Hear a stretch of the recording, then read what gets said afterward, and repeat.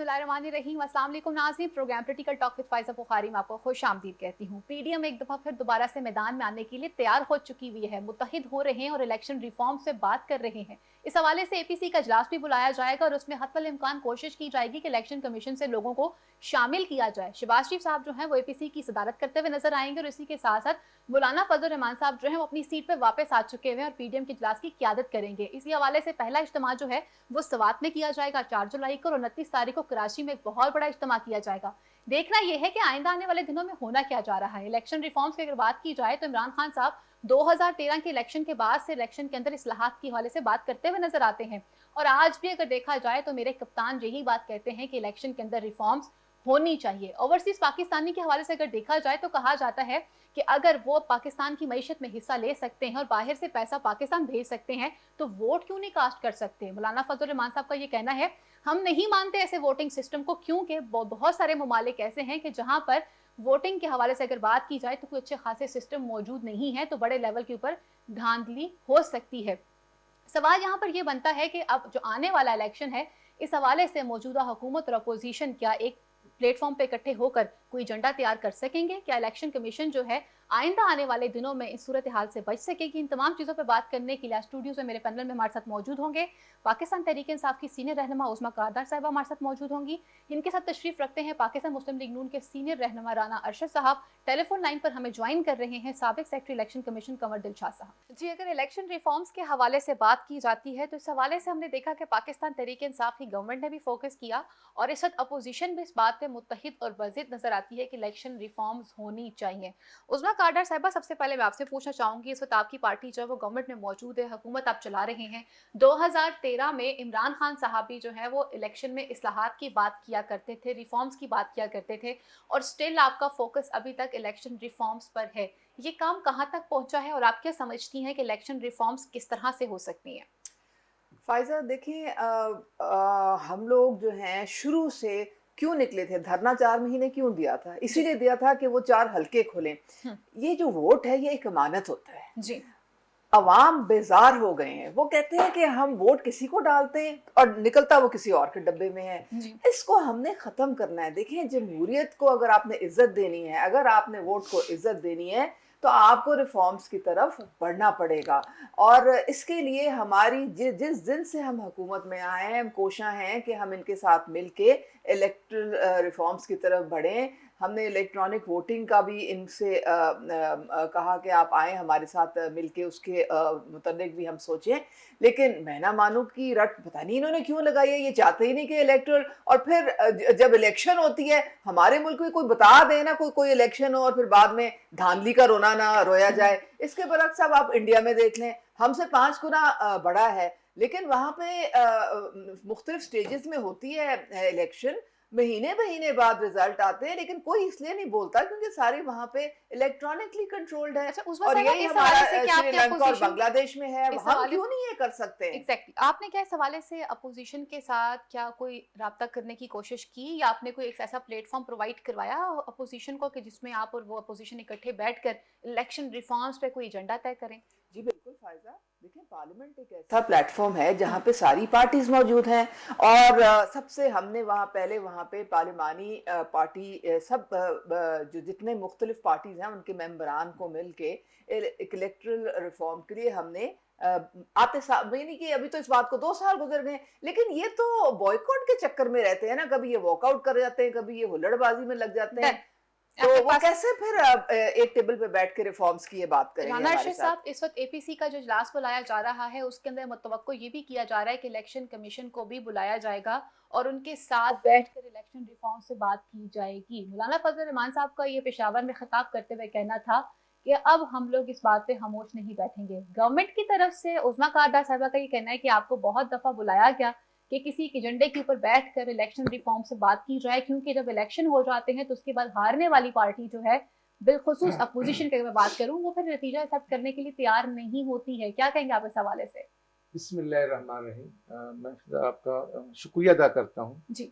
मैं सिर्फ अर्ज ये करना चाहता हूँ, इलेक्शन फॉर्म्स होनी चाहिए, लेकिन होनी चाहिए आपका जो आइन है, आपकी 22 करोड़ आवाम और आपकी स्टेट और मुल्क का जो आइन है 1973 के अंडर रहते हुए, और उसका इख्तियार है पार्लियामेंट को। अब देखना ये है कि जब मियां नवाज शरीफ साहब ने हुकूमत संभाली तो हमारे पास दो सबसे बड़े इश्यूज थे। एक दहशतगर्दी थी जिसमें तकरीबन 80,000 पाकिस्तानी शहीद हो चुके थे, 10,000 से ज्यादा अफवाज पाकिस्तान के नौजवान शहीद हो गए। दूसरा था एनर्जी क्राइसिस, 16 से 18 घंटे की लोड शेडिंग।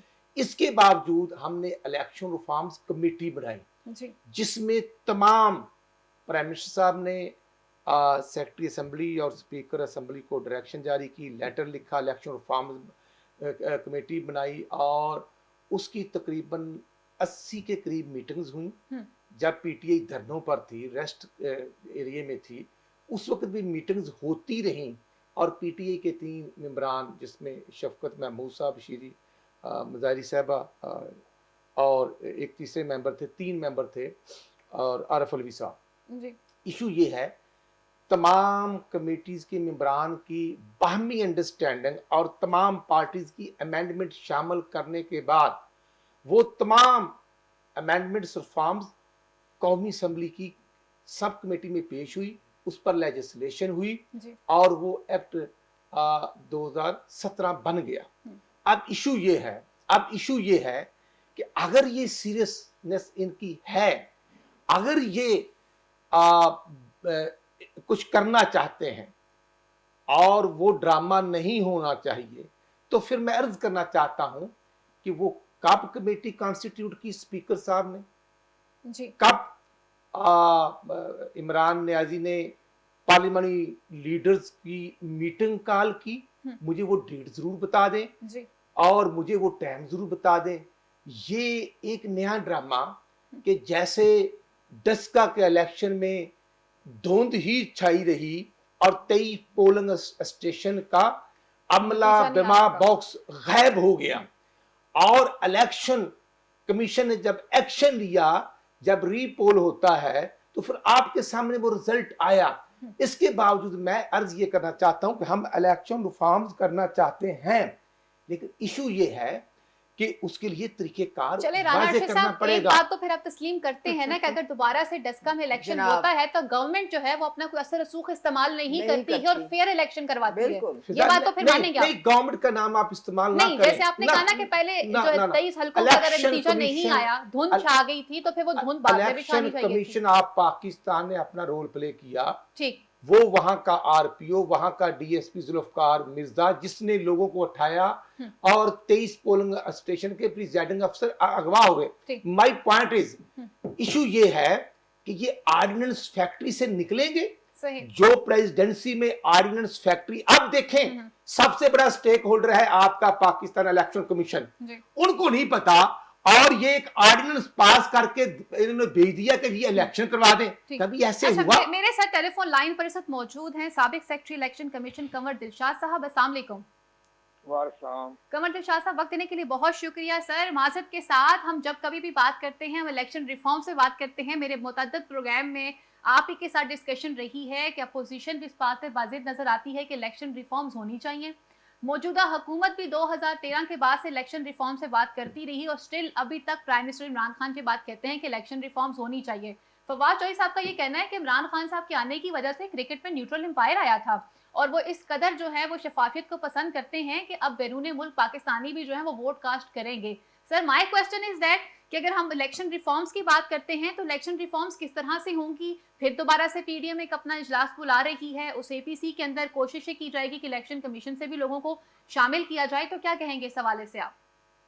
पहली बात तो यह है कि हमारे जो मिनिस्टर हैं वो अपने अल्फाज के चुनाव में इंतहाई गैर मुतात रवैया अख्तियार करते हैं। अब फवाद चौधरी का ये कहना कि जी हमें न्यूट्रल एम्पायर मिला था, उसका इशारा किसकी तरफ है? इसका इशारा इलेक्ट्रॉनिक वोटिंग मशीन की तरफ बात की पैदावार है ना।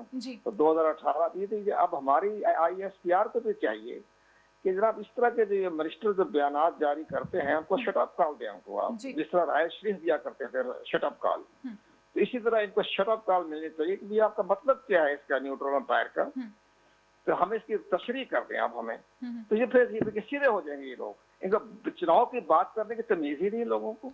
बात ऐसी करते जैसे कि आर्मी इनकी मुलाजिम लगी है, आर्मी इनकी जैसे कि इनके घर की बांधी है इनकी। जी तो ये कहना कि बात जो है ये बात दुरुस्त नहीं है। हम आपके प्रोग्राम से कहेंगे, बार बार कहेंगे कि ना लफ्जों के चुनाव में मोहतात रवैया अख्तियार करे। आर्मी बहुत बड़ा इदारा है, पाकिस्तान की 22 करोड़ अवाम की नुमाइंदा, बल्कि उम्मत इस्लामिया की हमारी अफवाज पाकिस्तान है। कमर दिलशाद साहब, अफसोस से कहना पड़ता है यहाँ पे अपोजिशन का भी यही हाल है। जब हम लोगों को इदारों के खिलाफ बात करनी होती है तो ये वही इदारा है कि जिसको कभी महकमा ज़राअत कहा जाता है, तो कभी खलाई मखलूक के नाम से पुकारा जाता है, और कभी सियासी इंजीनियर कहा जाता है इन लोगों को। ये बहरहाल ये बात दुरुस्त है कि हमारी अपोजिशन को भी बहुत मोहतात रवैया अख्तियार करना चाहिए, लेकिन इसमें सबसे बड़ा स्टेक होल्डर है ना वो हमारी वो होती है हुकूमत पाकिस्तान। जी हुकूमत पाकिस्तान जब अपना रवैया जिस तरह इख्तियार कर रहे हैं फवाद चौधरी, इसी तरह अपोजिशन भी इस्तेमाल कर रही है। तो ये कहना मतलब ये है बाकी आपसे अब थोड़े ठीक हो गया फवाद चौधरी जाने का, आर्मी जाने, ISPR जाने।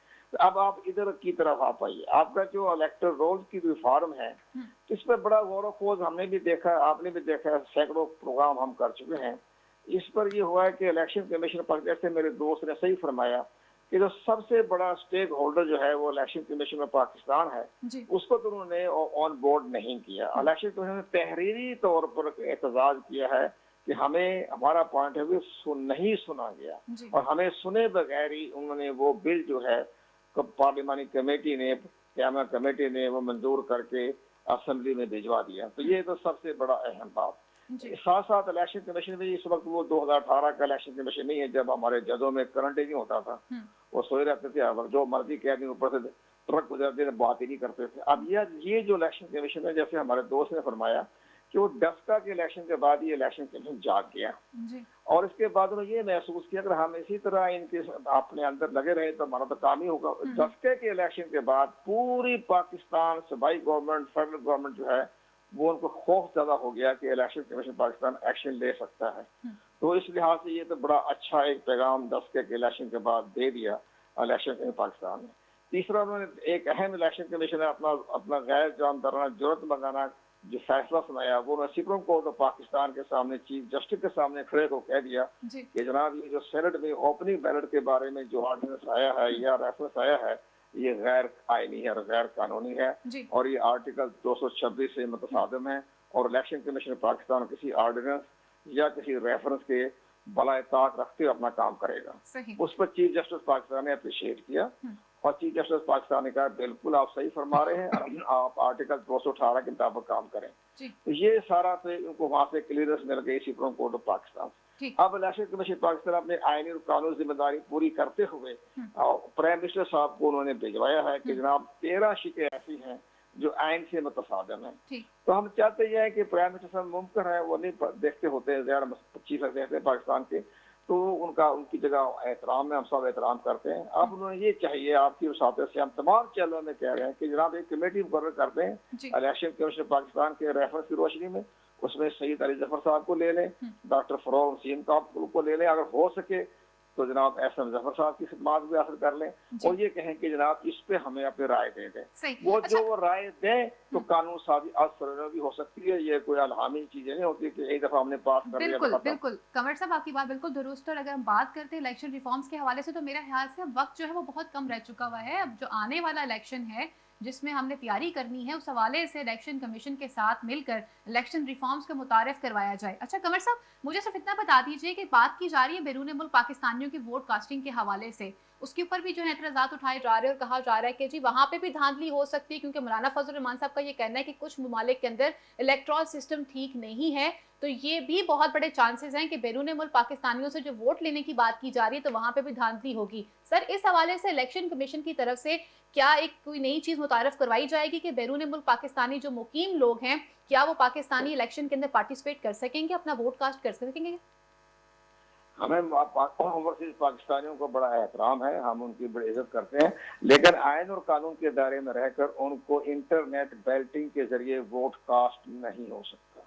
ये इसमें राजदारी नहीं है, इसमें सिक्रेसी नहीं है, इसमें सिक्योरिटी नहीं है, और यही इलेक्शन कमीशन पाकिस्तान ने अपना मौका इख्तियार किया है कि ओवरसीज पाकिस्तानियों को इंटरनेट बैल्टिंग के जरिए वोट देना आइन की खिलाफ वर्जी है और आइन से मुतजादम है और इसमें राजदारी नहीं है। सबसे बड़ी इलेक्शन कमीशन की जो बुनियाद खड़ी है वो खड़ी है राजदारी पर, वो खड़ी है सिक्योरिटी पर, सिक्योरिटी पूरे सिक्योरिटी है। गैर जानदारी बाद में आती है, पहले आती है राजदारी। जब राजदारी को खतरा पड़ गया, खदशा पड़ गया, तस्दीक हो गई या उस पर रद्द आ गया, उस पर इलेक्शन कमीशन ने कहा कि नहीं ये राजदारी के खिलाफ है और आइन के आर्टिकल 218 और 219 से ये मुताबिकत नहीं रखता। तो इंटरनेट बैल्टिंग का भी सिलसिला खत्म हो चुका है। सही। मैं इसी पॉइंट पे आपके पास वापस आऊंगी। उस्मा कारदार साहिबा हमारे साथ मौजूद हैं, उनसे पूछना चाहूंगी। उस्मा कारदार साहिबा, आइन के मुताबिक तो ये चीज़ मुमकिन नहीं है जो कि खुद कंवर दिलशाद साहब ने कह दिया कि जी अगर आप बैरून मुल्क मुकीम पाकिस्तानियों से वोट कास्ट करवाते हैं, आइन में क्या इस हवाले से तरमीम की जाएगी? और आइन की तरमीम के लिए ज़रूरी है कि हाउस पे तमाम लोग जो है मुत्तफिक होते हुए इस बात पे नजर आएं। लेकिन माजरत के साथ पार्लियामेंट की जो पिक्चर सामने आती है वो तो कुछ और ही नजर आती है, जहां पर लोग एक दूसरे के ऊपर जूते फेंकते हुए, बुक्स फेंकते हुए, बिल्स फेंकते हुए नजर आते हैं। और इस बात को मौलाना फजल रहमान ने भी कह दी कि ऐसी पार्लियामेंट को हम नहीं मानते कि जहाँ पे हुल्लड़बाजी और बदतमीजी की जाए। हाज़र, मैं कंवर दिलशाद साहब की बहुत इज़्ज़त करती हूँ और ये बहुत इनकी जो नॉलेज जो है वो बहुत फैक्ट्स और फिगर्स के साथ ये बात करते हैं। लेकिन एक बात तो इन्होंने भी एडमिट की है कि डस्का की इलेक्शन के बाद, और आप सारों ने कहा है कि हुकूमत ने जो इदारों को इंडिपेंडेंट करने का और एम्पावर करने का जो वादा किया था अवाम से, वो अब सबके सामने खुल के आ गया है कि हुकूमत की बहुत सारे ऐसे फैसले हैं या बहुत सारी ऐसी उनकी रेफरेंसेस हैं जिनको चैलेंज भी हमारे इदारे कर रहे हैं। जिस तरह कंवर दिलशाद साहब ने कहा कि सुप्रीम कोर्ट में इलेक्शन कमीशन गई और 218 का उन्होंने हवाला दिया। अब बात सारी ये है कि प्लेटफॉर्म जहाँ पे सब बैठ के एक कंसेंसस के साथ आगे बढ़ सकते हैं वो है पार्लियामेंट। तो ये जो हमारे भाई बहन हमारे साथ बैठे हुए हैं बाकी पार्टीज के, ये आप देखें अभी जो हमारे इंटीरियर मिनिस्टर हैं उन्होंने अभी उनको दावत दी है कि आए हमारे साथ बैठें और ये जितने भी इश्यूज हैं जो कि इलेक्शन रिफॉर्म से ताल्लुक रखते हैं उन पे बैठ के मुश्तरका बातचीत करें। देखें, हम एक डेमोक्रेटिक पार्टी हैं, हम आइन और कानून की इज्जत करते हैं और कोई चीज उससे बालातर नहीं है। हम प्राइम मिनिस्टर इमरान खान ने हमेशा रूल ऑफ लॉ की बात की है। यहाँ पे भी अगर हमारी टीम जो है, जो जिस तरह ये कह रहे हैं कॉन्स्टिट्यूट कर लें, इलेक्शन कमीशन के साथ बैठे, अली जफर आ जाएं, फरूख नसीम आ जाएं, इनकी तरफ से कोई लॉयर्स आ जाएं, आइन जो है वो तो सबसे मोहतरम है, आप उसमें देखें कि क्या गुंजाइश है। अच्छा, और साहिबा, बैरून मुल्क पाकिस्तानियों के हवाले से मैं आपकी ओपिनियन लेना चाहूंगी। आप क्या समझते हैं कि उन जो बाहर रहने वाले पाकिस्तानी हैं, क्या उनके लिए कैसा सिस्टम आइन के तहत मुतारफ करवाया जाएगा? देखें, हम लोग कितना जो रिमिटेंसेस आती हैं जो बाहर से भेजते हैं हमारे ओवरसीज पाकिस्तानीज, उनके ऊपर हम कितना इन्हिसार करते हैं। उनसे हमारी जो फॉरेन करेंसी रिजर्व्स हैं वो उनकी मरहूने मिन्नत होती हैं। तो वहां पे तो हम उनको बड़े वेलकम करते हैं और यहाँ पे हम कहते हैं कि नहीं जी आपको राइट ही नहीं है वोट करने का। राइट, अगर मैं बाहर हूँ और मुझे कोई जी आप वोट नहीं कर सकते तो मैं आई वुड फील कि भाई ये मेरा एक फंडामेंटल राइट था, वो क्यों मेरे से एक एज अ पाकिस्तानी आप छीन रहे हैं। पूरी दुनिया के अंदर जदीद सिस्टम से मुतारफ हो चुके हैं। बात सर ये है कि तरीका जो है कोई ढूंढना पड़ेगा जो कि आईनी भी हो, जिसमें राजदारी भी रहे और जिसमें वो अपना वोट कास्ट, और ये इनकी पार्टी ने भी एक्सेप्ट किया है, उन्होंने भी कहा है कि हम भी इसको जो है फेवर करते हैं। तो अब रास्ता हमने एक आईनी ढूंढना है कि वो क्या होगा जिसके जरिए या तो ये हो सकता है कि जहां जहां पाकिस्तान हाई कमीशन है वहां पे उनकी वोटिंग हो इलेक्ट्रॉनिक, और फिर वो जो है, अब आपको पता है अमेरिका में पोस्टल बैलेट्स भी हैं, बहुत सारी जगहों पे पोस्टल बैलेट्स हैं। अगर आपको इंटरनेट वोटिंग जो है आप समझते हैं कि गैर आईनी है तो फिर पोस्टल बैलेट्स के थ्रू आप करवा लें। तो कोई ना कोई तो रास्ता ढूंढना है, वरना फिर रिमिटेंसेस क्यों लेते हैं वो भी ना फिर आप ले उनसे।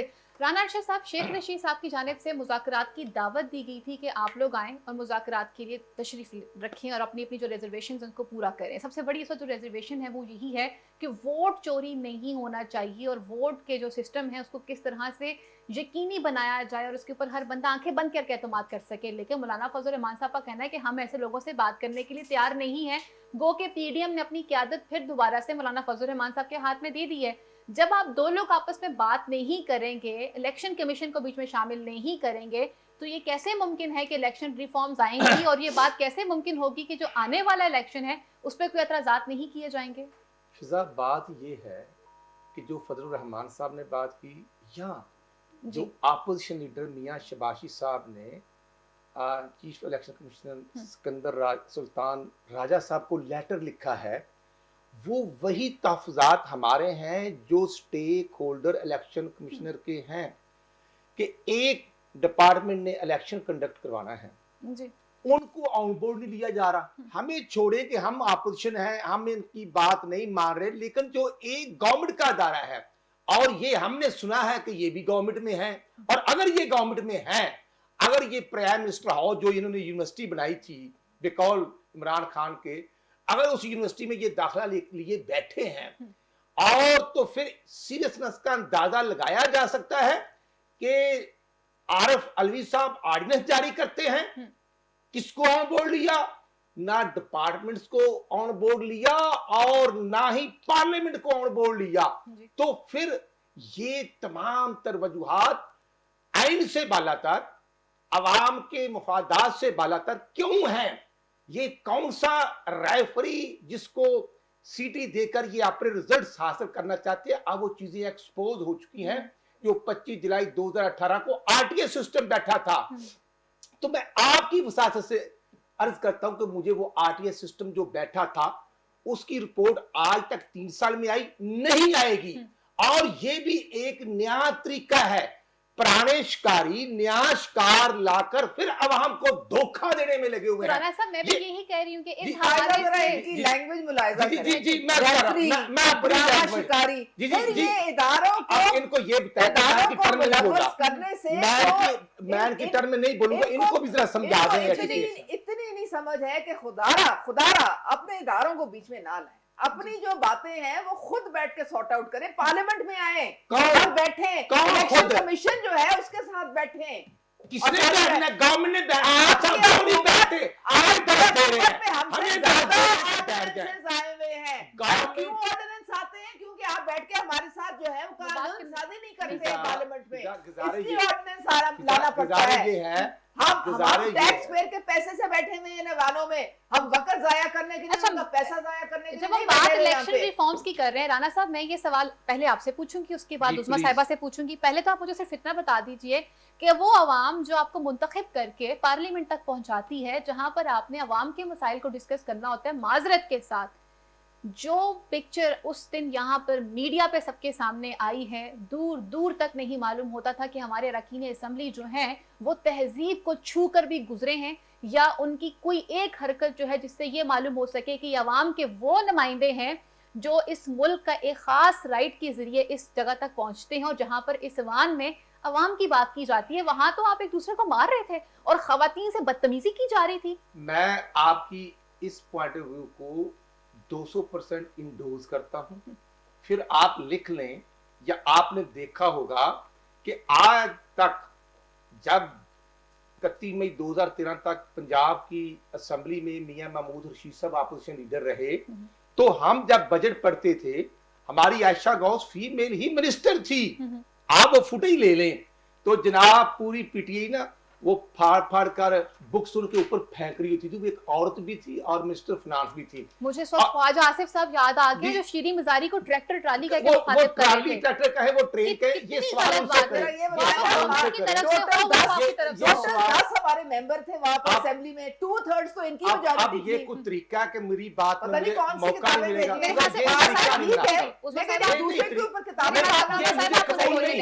मैं यहाँ पर अपना पॉइंट ऑफ व्यू देने आया हूँ। एक तो इनसे पूछ लें कि इनके 10 मेंबर नहीं थे, नहीं मकसद है कि हमारे कितने इनके मेंबर 34 थे। इनको अगर ये नहीं पता कि इनके मेंबर 10 थे या कितने, मैं 34 थे, लेकिन आप अपनी बात करना, मैं समझता हूँ ये तरीका है। अगर मुझे बात नहीं करने दी जाए तो ये तरबियत है,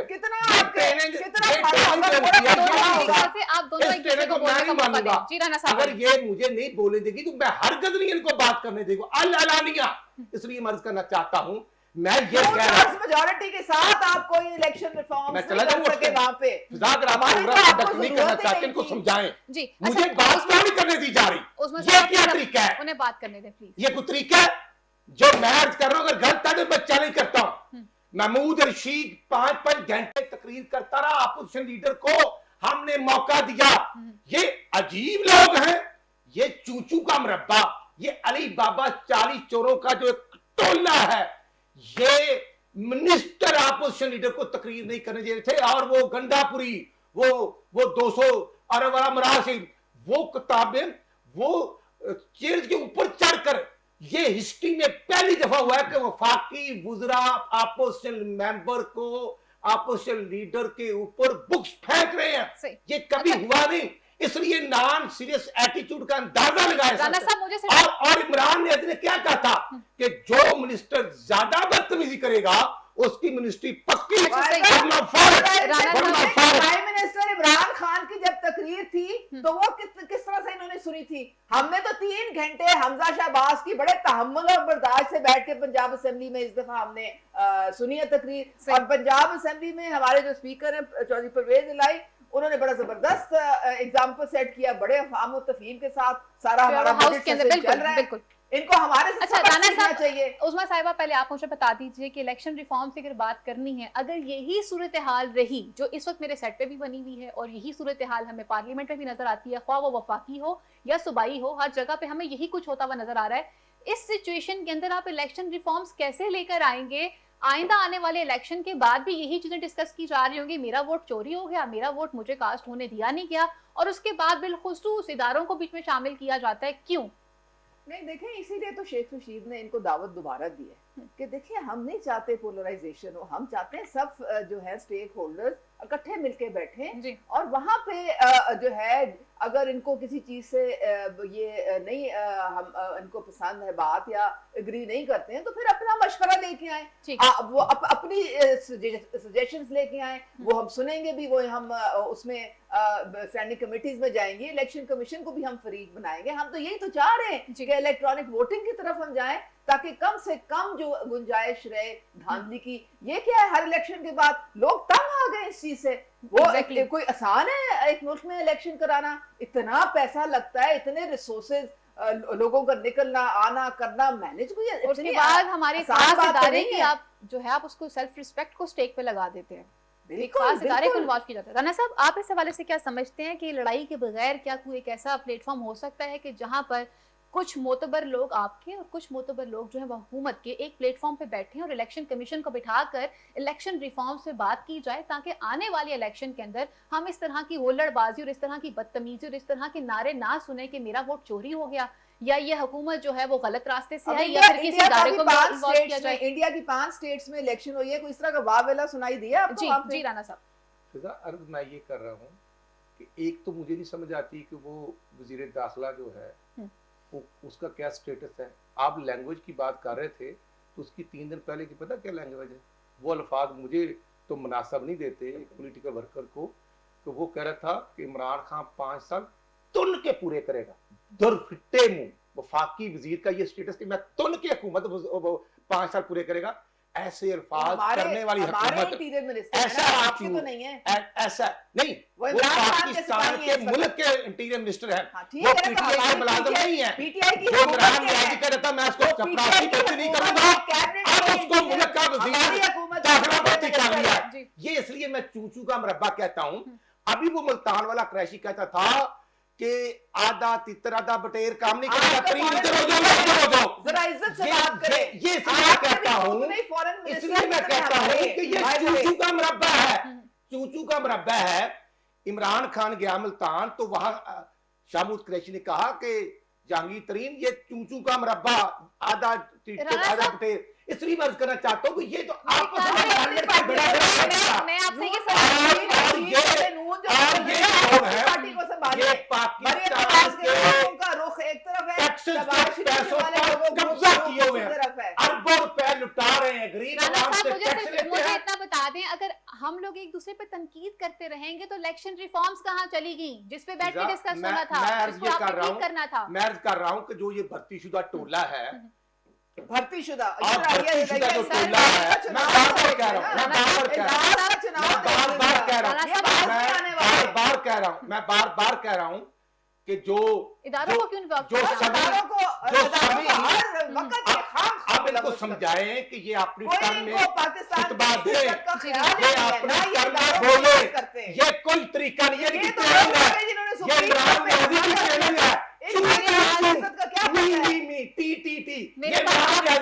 मेरे पास वक्त मुख्तसर है। मैं आप दोनों से रिक्वेस्ट करना चाहूंगी कि हम अपने मुद्दे की तरफ वापस आते हैं। मुझे आप इन शॉर्ट ये बता दीजिए, इलेक्शन रिफॉर्म्स के हवाले से आप इन फ्यूचर क्या सोचकर बैठे हुए हैं? पीडीएम फिर दोबारा से अपने एक इजलास बुला रही है, 29 तारीख को इज्तिमा होगा कराची में, सवात में भी एक इज्तिमा किया जा रहा है, तो क्या कहेंगे आप इस हवाले से? हमने अपोजिशन लीडर मियां शबाशी साहब ने जो चीफ इलेक्शन कमीशन को लेटर लिखा है, तमाम पार्टीज की पार्लियामानी लीडर्स और अपोजिशन की जो पार्टियां हैं उनको बुलाकर वहां पर वो बैठकर चीजों को तय करें। हम मेन स्टेक होल्डर के साथ हैं, लेकिन जैसे खुद पाकिस्तान इलेक्शन कमीशन कह रहा है कि हमें ऑन बोर्ड नहीं लिया जा रहा, और जो कमल शाह साहब ने कहा कि 218 आर्टिकल जो मुतसादिम है आइन के, देखना ओवरसीज वोटिंग होनी चाहिए, हम तो कहते हैं, बिल्कुल, लेकिन इशू ये है कि वो पोस्टल ऑर्डर लेटर वो इशू करना है या वो इंटरनेट के जरिए वोटर प्रोसीजर तरीके कार तय होना है पार्लियामेंट में। और ये पार्लियामेंट से भागे हुए हैं। आप देखें कि बजट पेश हुआ, बजट पर तकरीर हो रही है, अगर कोई असेंबली से आदमी गायब है तो उसका नाम है इमरान न्याजी, वो असेंबली में नहीं आते। क्या तरीका है? अपोजिशन लीडर को 4 दिन तकरीर नहीं करने दी जा रही। इसलिए मैं अर्ज करना चाहता हूँ कि ये अनोखे लाडले जो तरीके कार बना रहे हैं, मेरे ख्याल से प्लीज हमें अपने दारों को इन्वॉल्व नहीं करना चाहिए।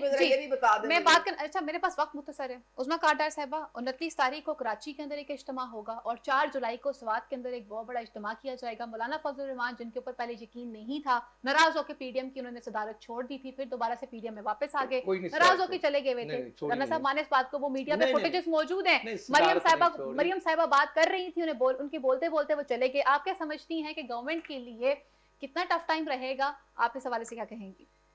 फायदा इनके दो गुब्बारे में से कब की हवा निकल गई है। पीडीएम क्या है, पीतर बटेर 11 में से सिर्फ टोटल 4 या 5 आपको पार्लियामेंट में पार्टीज मिलेंगी, बाकियों का तो वजूद ही कोई नहीं है। 3 साल से ये कह रहे हैं कि बस ये हुकूमत आज जा रही है, कल जा रही है, परसों जा रही है। अल्हम्दुलिल्लाह हमारे 3 साल गुजर गए, हमारा ग्रोथ रेट जो है 3.94 पे आ गया है, हमारी इकोनॉमी बहाल हो रही है और हमारी अब खुशहाली और तरक्की का दौर शुरू हो चुका है। तो इनके ख्वाब तो चिकनाचूर हो गए, तो बड़े शौक से आए, जो अब मदरसों के बच्चों को ना लेके आए, जो अगर निकलना भी है इन्होंने तो अपना प्रॉपर तरीके से निकले। स्टूडेंट्स को खुदा के लिए तंग ना करें, उनको अपनी पढ़ाई, पहले उनका बड़ा जो है वक्त जाया हो गया कोविड की वजह से, उनको खुदा के लिए पढ़ने दें। राना अरशद साहब, इस वक्त पे अगर बात की जाए, पाकिस्तान मुस्लिम लीग नून की सदारत कौन कर रहा है? फवाद चौधरी साहब का ये कहना है कि शहबाज शरीफ का एक अलग ग्रुप है और मरियम नवाज साहिबा का एक अलग ग्रुप है, और उसका मुंह बोलता सबूत सबके सामने कि शहबाज शरीफ साहब जो हैं वो एक इशाया देते हैं और उसमें पाकिस्तान पीपल्स पार्टी को मदऊ करते हैं। लेकिन शाहिदा खान अब्बासी साहब जब मीडिया पर आते हैं तो ये बात कहते हुए नजर आते हैं कि पीपल्स पार्टी और एएनपी जब तक माफी नहीं मांगेंगे तब तक हमारे प्लेटफॉर्म पर नहीं आ सकते हैं। एहतजाज रिकॉर्ड करवाने के लिए पीपल्स पार्टी के पास एक अलग ऑप्शन है, वो एक आपको नजरियाती जो है वो तरीका बता रही है, लेकिन पीडीएम उसको मानने के लिए तैयार नहीं है। तो सबसे पहले तो ये क्लियर कर दीजिए कि आपकी क़यादत कौन कर रहा है और पीडीएम नेक्स्ट क्या करने जा रही है, और पीपल्स पार्टी आपके साथ शामिल होगी कि नहीं होगी? अच्छा, मैं ये पूछना चाहता हूँ, जब झीलम का जलसा था, इमरान न्याजी गए थे, वो कुर्सियां जो खाली थी, जो उसको झिड़कें पड़ी थी, उसकी भी क्लैरिफिकेशन कर दे। और उसके बाद जब ये पहली दफा भर्ती हुआ वजीर इन्फॉर्मेशन, जब इसकी छुट्टी हुई और साइंस एंड टेक्नोलॉजी दे दी, तो दोबारा इसीलिए मैं कह रहा हूँ कि ये काबली का स्पोक पर्सन था, ये फवाद चौधरी ये काबली का स्पोक पर्सन था। उसके बाद ये क्या आपकी पार्टी में बाकी पार्टियों से लोग शामिल नहीं हुए? और पीटीआई में शामिल होने से 6 माह की पहले तकारीर इसकी सोच देख ले इमरान न्याजी के खिलाफ, ये नेगेटिव सोच रखने वाला शख्स है, ये नालायक है। और फवाद चौधरी ने ही कहा था कि पीटीआई की बर्बादी के 3 बड़े लोग हैं, शाह महमूद कुरैशी साहब, तरीन साहब और असद उमर साहब, कि यही लोग इसकी तबाही के बर्बादी। तो मैं उसकी बात को कम से कम ये जरूर सोचने पर मजबूर हो गया हूं कि असल तबाही और बर्बादी का जिम्मेदार फवाद है, मियां नवाज शरीफ मुस्लिम लीग का कायद है, और शहबाज शरीफ है, और इमरान न्याजी के इमरान न्याजी के उसको भगाने वाले आप हैं। बिग दो फ्रेंड अल्ताफ हुसैन भागे हुए हैं, और इसलिए तो मैं कहता हूं कि इमरान न्याजी की जुबान पर ये दोनों नाम नहीं आएंगे, ना अल्ताफ हुसैन का आएगा ना परवेज मुशर्रफ का आएगा। सर हाँ। साहब, कलभूषण जाधव का नाम प्राइम मिनिस्टर आपने कलभूषण की बात की, ये इमरान न्याजी कलभूषण का वकील क्यों है? कलभूषण को अल्हम्दुलिल्लाह नवाज शरीफ साहब ने पकड़ा, कलभूषण को नवाज शरीफ साहब ने पकड़ा, कलभूषण को इमरान न्याजी और ये भर्ती शुदा जो लोग हैं इनकी टांगे काटना है। मुझे क्लोजिंग की तरफ बढ़ना है, कांप रही हैं। मुझे क्लोजिंग की तरफ बढ़ना है, क्लोजिंग पे जाने से पहले इंडियन पायलट को चाय पिलाते हैं, टांगे काटती है।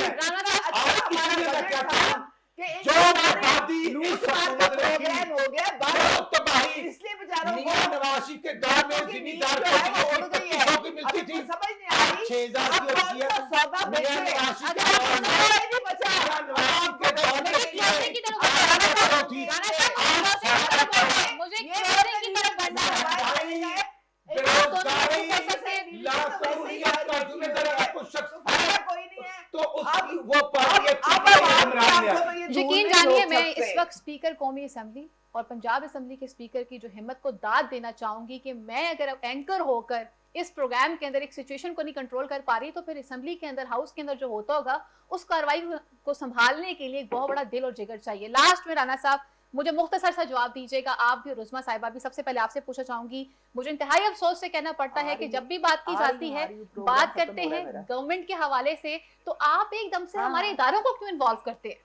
नहीं, अदारों की बात की आपने, मैं कहता हूं कि अदारे हमारे मौलाना फजल रहमान साहब इदारों को भी शामिल करते हैं, कभी आप उन्हें किस नाम से मुखातिब करते हैं, कभी किस नाम से मुखातिब करते हैं? मैं अर्ज करना चाहता हूं जी, आपका आइन 1973 का है, पार्लियामेंट के फराइज अख्तियारात वहां पर डिफाइन है जी, तमाम इदारों के डिफाइन है, और इसलिए मैं अर्ज करना चाहता हूं कि इलेक्शन कमीशन आपका अदारा है, वो भी काबिल एहतराम है। जब उसको कोई नहीं पूछ रहा और बार बार फवाद या क्या नाम है वो पिड्डी वाले शख्स का, शेख रशीद का, कि वो जो 80 लोग अब शहीद हो गए हैं 2 हफ्ते पहले ट्रेन में, जो 100 लोग रही यात्रा साहब, मुझे क्लोजिंग की मुख्तसर जवाब, इदारों को शामिल क्यों करते हैं? के रेलवे के पाकिस्तान के जवाब चना 1 करोड़ नौकरी देनी थी, 300 साहब लोगों को बेरोजगार कर जी, दिया। साहिबा क्या कहेंगे इस हवाले से? और जो क्लोजिंग की तरफ बढ़ना है, फजल के साथ आपका वक्त पूरा हो चुका है। गरीब मरता है, इनकी